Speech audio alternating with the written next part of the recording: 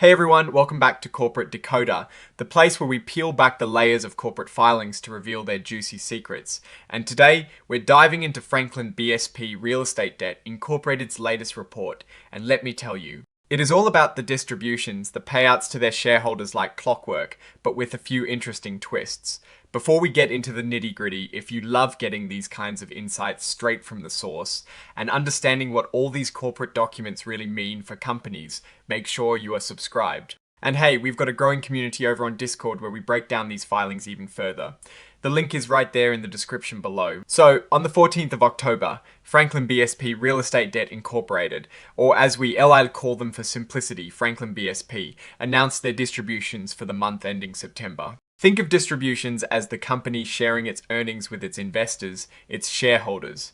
This report tells us exactly how much each share of their different stock classes received. Now, what is really interesting here is how these distributions are calculated. They start with a gross distribution, which is a set amount. Per S-Hair, in this case, it looks like it is a flat rate of $0.1667 for all the classes we're relooking at from this particular filing. But here is the kicker. Not everyone gets the exact same amount in their pocket. This is where those servicing fees come into play. You'll notice for the Class G D common stock and the Class G S common stock, there is a deduction for a servicing fee.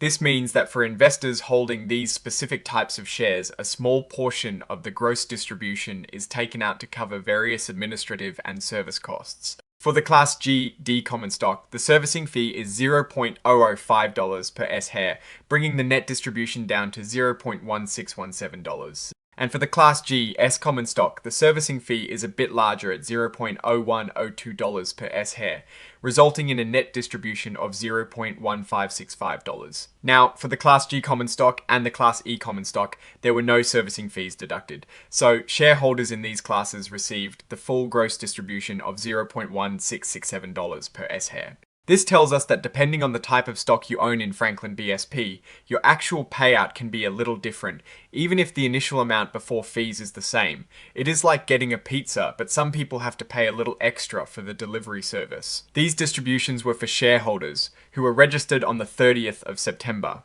And what is also important to know is that these payouts could either be received as cash in hand, or if you are part of their distribution reinvestment plan, meaning you opted to automatically put your earnings back into buying more shares of the company. Those funds were reinvested automatically. This is a common strategy for investors looking to grow their holdings over time. Now, a quick note you'll see here, Franklin BSP has checked the box indicating they are an emerging growth company.